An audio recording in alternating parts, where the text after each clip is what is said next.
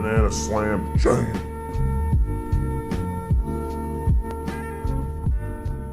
It was a very one-sided game, and Brian, you're going to show us exactly how it was so one-sided, as we'll do Kyle that, Cap. eloquently I was will. stated in the cast.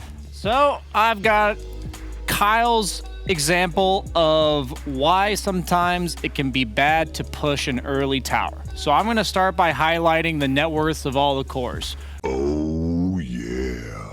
Right over here, Tiny as well as Wind Ranger, two of the top three, and we're going to be looking at Tiny's level. He's going to be hitting level 7. We're going to be looking at Wind Ranger's level in a second here, who's only level 6.5 at this current moment. Please show myself the level. There we go. So that's where I show you these things because a lot of Dota is feel at the highest level, and feel usually boils down to what was the situation like beforehand and what was it like afterwards. So we're going to go ahead and check out this rotation where Melojewel does go to the top lane. Always Want to Fly makes a really cool play by using his Phantom's Embrace to silence the Tiny and then ink swelling the creep wave such that he himself can run away, but the deter of the ink swell is there. And now I want to really emphasize the mini-map. Mid lane. Usually this early on in the game, rotations are good if you can give a support your lane as well as optimize the efficiency of farming creeps. Now, they have 3 lanes being farmed from Na'Vi, while there's only 2 lanes being farmed from Extremum. And we're just going to see this get worse and worse for the Tiny compared to the Wind Ranger up here. Bottom lanes being pressured, which means that neither the 5 position nor the carry feels comfortable going mid, which leaves them in this farming 2 out of 3 lanes scenario. And as we see, it looks like, yeah, there's pressure being done. They're chasing after Always Want to Fly. The PA doesn't necessarily feel comfortable, but it's what's happening in the other 2 lanes that really is the issue. So as you saw, he rotated about 6 minutes in. He had the power rune. He got that first rune, but it's now been another 2 minutes, and they're finally going to get this tower. So this is 2 minutes of not farming, or of only farming 2 out of 3 lanes. Wind Ranger, who is about the same net worth and lower level, is now 400 and or so gold higher even after the tower goes down, and he's getting a double damage rune to boot. So not only has he given him a lane of farm, but he's also given him a little bit of rune control. And this double damage rune, which we're going to see Tiny use to get, or he's going to be ganking the PA top, that double damage rune from the Wind Ranger is actually going to get Iceberg the kill on the enemy mid. So it's a combination of all of these little factors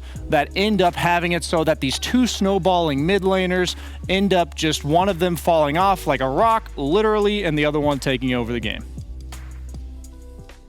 Thank you very much, Brian. That was very well done. I guess there is a wrong and right way to exert pressure on the map, and unfortunately for Extremum, they learned the wrong way. But maybe they'll learn from their lessons, make a few less mistakes as we head into game 2. BSJ and Kyle, BSJ, that game was pretty simple, right? Like, they may have been backed into a corner drafting-wise, but it felt like inside of the game, Na'Vi was still in control. Yeah, I think they just played to their limits really well. I think every engagement they took was like a skirmish with the heroes they had, the Nyx, the Storm, and the PA, and they just played around the Oracle save and the Underlord team fight really well. You agree, Kyle? Yeah. Pretty simple. You heard most of my thoughts throughout the game. That's fair enough. Well, maybe we can get more of Brian's thoughts, as I know, BSJ, you've got some more breakdowns for us. Yeah, I got to learn something new.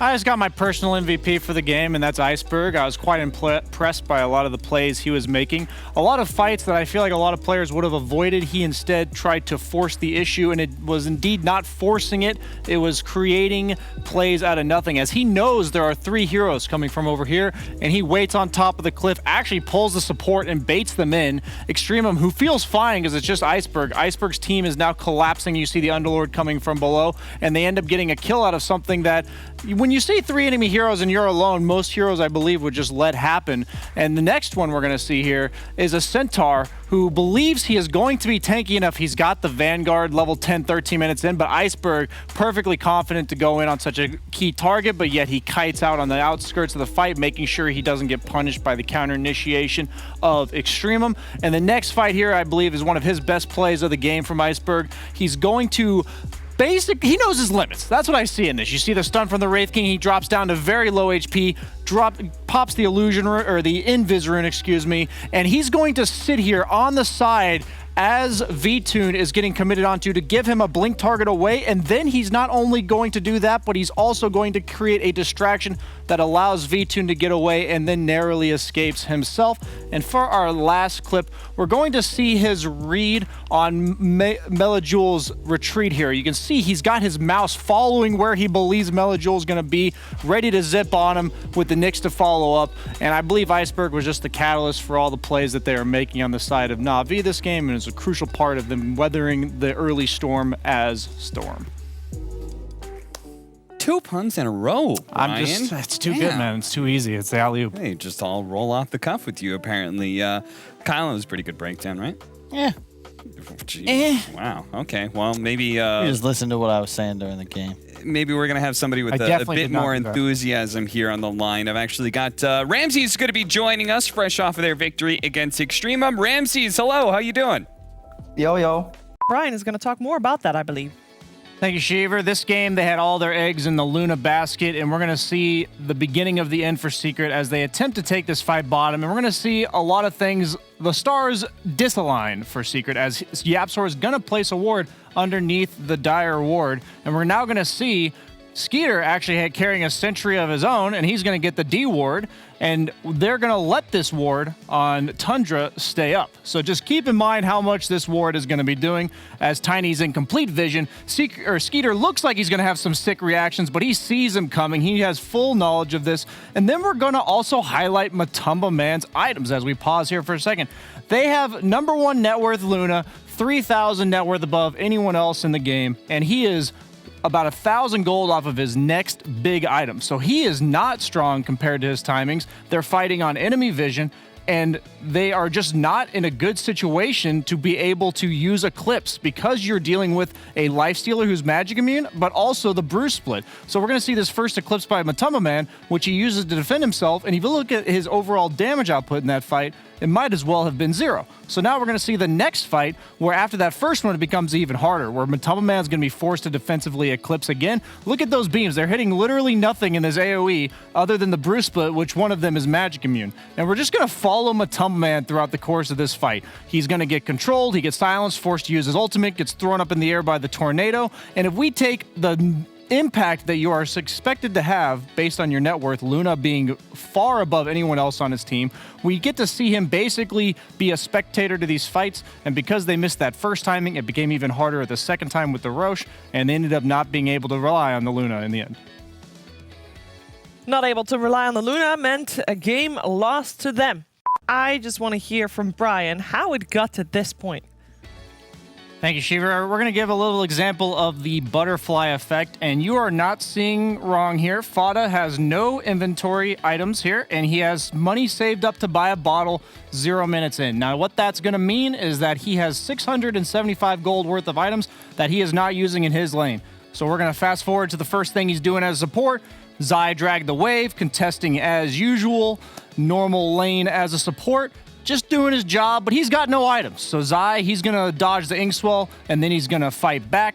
And Fada is going to be forced to TP to his own tower. And if we circle his regen status and his inventory status, this is not what you want to see in your own safe lane. So thus, suddenly, Snake King has felt the need to come to the top lane, and he's going to wrap behind Zai. They're going to get what seems to be a nice kill, but now, because of what's happening in the top lane, we're going to see what's happening in the bottom lane. Puppey is completely zoning 33 away from the creep wave. The creep wave is all the way back at the tower, as you see here. So he's completely zoned out. So since Doom is zoned out, can't even enter the lane, suddenly we have a 3-man gank on Zai, including the offlane Doom 4.5 minutes into the game. And Zai is actually just going to TP away from this. And in the meantime, since they've lost bottom lane, top lane had a rougher start than it should have. Zai's doing just fine.